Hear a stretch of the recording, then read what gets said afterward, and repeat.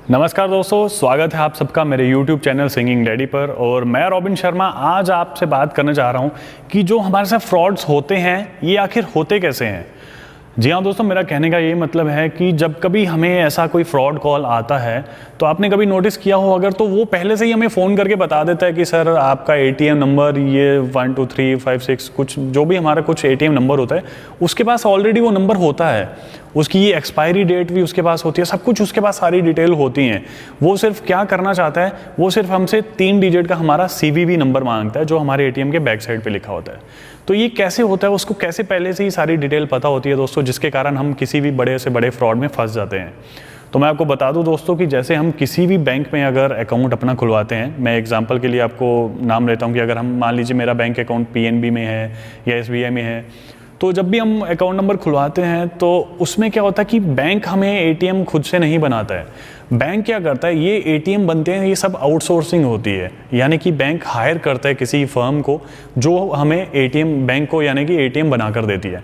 तो वो जो फर्म ATM बनाती है वो फर्म उसका जो नंबर होता है, ATM नंबर, कार्ड नंबर होता है 16 डिजिट का, वो सारा वो फर्म ही खुद लिखती है और बाकी सारी डिटेल वो सब कुछ प्रिंट जो होता है वो फर्म ही करके देती है। तो बैंक क्या करता है, बैंक सिर्फ देता है जो हमारा CVV रहता है वो। तो इसलिए जो भी कोई कॉल आती है, तो इसमें दोस्तों मैं आपको बताऊं कि आज के ज़माने में ईमानदार कौन है जिसको बेईमानी करने का कोई मौका नहीं मिला, भ्रष्ट कौन नहीं है जिसको भ्रष्टाचार करने का मौका नहीं मिला। आप सोच रहे होंगे कि आप बहुत ईमानदार हैं, आप रिश्वत नहीं लेते। आप क्यों नहीं लेते? क्योंकि आपको मौका नहीं मिला होगा।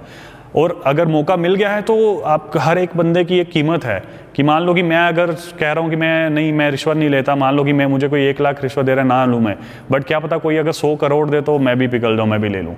तो ये मेरी बात नहीं है दोस्तों, ये हर किसी की बात है।